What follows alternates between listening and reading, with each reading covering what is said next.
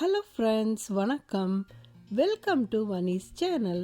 இன்றைக்கி நம்ம வீடியோவில் டயபெட்டிக் ஃப்ரெண்ட்லி ரெசிபீஸ் தான் பார்க்க போகிறோங்க. அதுவும் பாவக்காவை வச்சு 2 ரெசிபீஸ் பார்க்க போகிறோம். ஒன்று பாவக்காய் புளி குழம்பு, இன்னொன்று பாவக்காய் வறுவல், அதாவது பாவக்காய் சிப்ஸ் அப்படின்னு நம்ம சொல்லலாம். இந்த 2 ரெசிபியும் பார்த்திங்கன்னா கசப்பே தெரியாதுங்க. ரொம்ப ரொம்ப சூப்பராக இருக்கும். உங்கள் வீட்டு குட்டீஸ் சாப்பிட மாட்டேன் அப்படின்னு அடம் பிடிச்சாலும் இந்த மாதிரி மெத்தடில் நீங்கள் செஞ்சு கொடுங்க, அவங்களும் விரும்பி சாப்பிடுவாங்க. பாவக்காவோட கசப்பே தெரியாத மாதிரி சூப்பராக செய்யலாம். வாங்க, முதல்ல நம்ம பாவக்காய் சிப்ஸ் எப்படி பண்ணுறதுன்னு பார்க்கலாம். இதுக்காக நான் பாவக்காவை எடுத்து நல்லா கழுவி எடுத்து வச்சுருக்கிறேன். அந்த தண்ணியெல்லாம் கொஞ்சம் வடிய விட்டுக்கலாம்.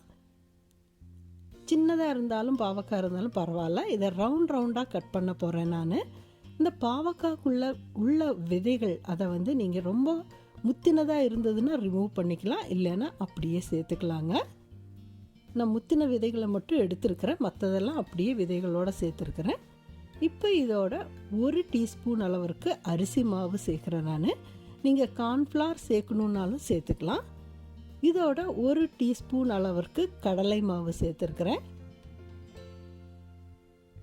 இதற்கு தேவையான அளவு உப்பு சேர்த்துக்கலாங்க. இதோட 1 டீஸ்பூன் அளவிற்கு கெட்டியான தயிர் சேர்த்துருக்கிறேன். கொஞ்சமாக மஞ்சத்தூள் சேர்த்துருக்கிறேன். கொஞ்சமாக மிளகாய் தூளும் சேர்த்துருக்கிறேன், கொஞ்சம் காரத்துக்காக. நீங்கள் மிளகாய் தூளை இன்னும் கம்மி பண்ணுறதானாலும் பண்ணிக்கலாம். நான் ஒரு 1/2 டீஸ்பூன் தான் எடுத்துருக்கிறேன்.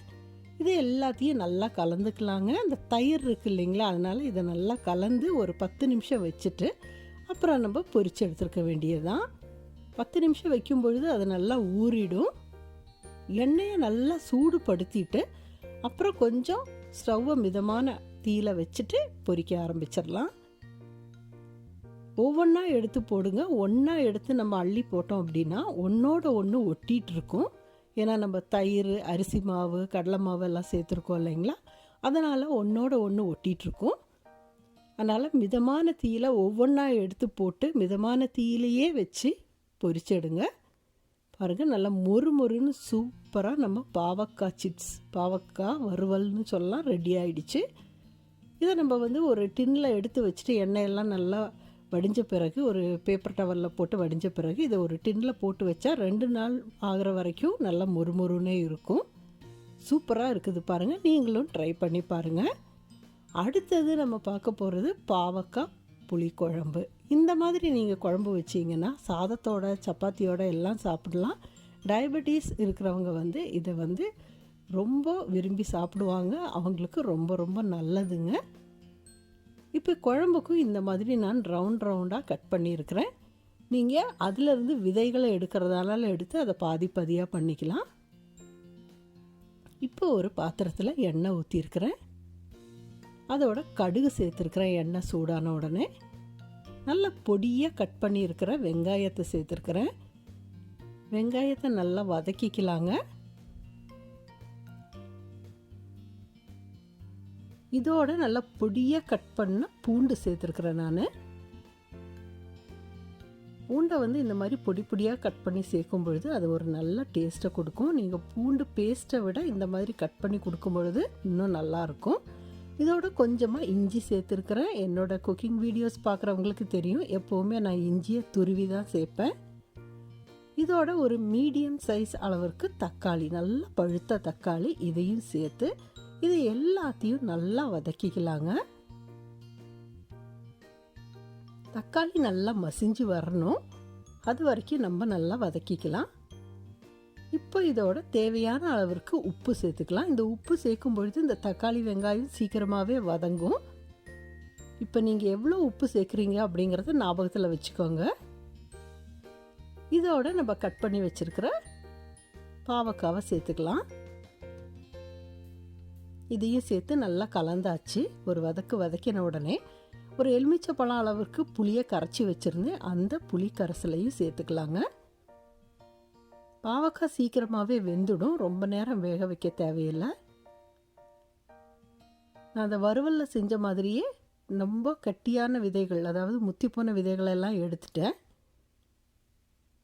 இப்போ இதை மூடி வச்சு கொஞ்ச நேரம் வேக வைக்கலாம் மிதமான தீயில். அதுக்குள்ளே கொஞ்சம் தேங்காய் எடுத்து வச்சதை அரைச்சி வச்சிடலாம். மிதமான தீயில் அந்த புளி தண்ணியிலேயே அது வந்து வேகுது. இதோட கொஞ்சமாக கருவேப்பிலை சேர்த்துருக்குறேன் நான். கருவேப்பிலை எப்போவுமே குழம்புல சேர்க்கும் பொழுது நல்லா பொடி பொடியாக கட் பண்ணி சேர்த்துடுங்க. அப்போ யாருமே தூக்கி போட மாட்டாங்க. கருவேப்பிலை வந்து உடம்புக்கு ரொம்ப ரொம்ப நல்லதுங்க. இப்போ இதோட கொஞ்சமாக எக்ஸ்ட்ரா நான் இப்போது சாம்பார் தூளும் கொஞ்சமாக மஞ்சத்தூளும் சேர்த்துருக்குறேன்.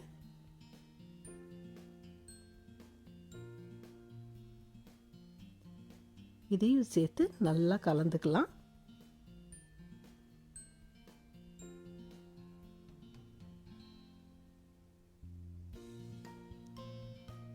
கொஞ்சமாக தண்ணி சேர்த்துக்கலாம். ஏன்னா தண்ணியே இல்லை அதில், அதனால் கொஞ்சமாக தண்ணி சேர்த்துருக்குறேன். இப்போ இதை நல்லா கலந்துட்டு இதை நல்லா கொதிக்க விடணும். நீங்கள் உப்பு இப்போ ட்ரை பண்ணி பார்த்துக்கோங்க, எவ்வளோ இருக்குது அப்படின்னு செக் பண்ணுங்கள். வேணும்னா இன்னும் கொஞ்சம் போட்டுக்கோங்க. ஏன்னா நம்ம தக்காளி வெங்காயம் வதக்கும் போது தான் போட்டோம். இப்போ கடைசியில் அரைச்சி வச்ச தேங்காவை சேர்த்துக்கலாங்க.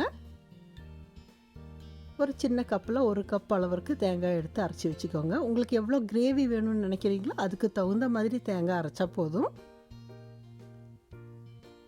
பாருங்கள், நல்லா மிக்ஸ் பண்ணியாச்சு. இந்த பாவக்காய் குழம்புல வந்து கொஞ்சம் கூட கசப்பே தெரியலைங்க. ரொம்ப டேஸ்டியாக இருந்தது. நீங்களும் இதே மாதிரி ட்ரை பண்ணி பாருங்கள். இப்போது தேங்காய் போட்டாச்சு. சேர்த்ததுக்கப்புறம் மிதமான தீயில் ஒரு 2 நிமிஷம் மட்டும் இதை மூடி போட்டு லேசாக கொதிக்க விட்டுருக்குறேன். அந்த தேங்காயோட டேஸ்ட்டும் அந்த எண்ணெயெல்லாம் பிரிஞ்சு வருது பாருங்கள். இப்போ லேசாக கலந்து விட்டுக்கலாம். அடிப்பிடிக்காமல் பார்த்துக்கோங்க. கருவேப்பிலையை நீங்கள் தாளிக்கும் போது கூட போட்டுக்கலாம். நான் மறந்ததுனால தான் லேட்டாக போட்டேன். இப்போ பாருங்கள், நம்ம சூப்பரான புளிக்குழம்பு ரெடி ஆயிடுச்சு. மேலால் கொஞ்சமாக கொத்தமல்லி தழையை தூவி விட்டுக்கலாம்.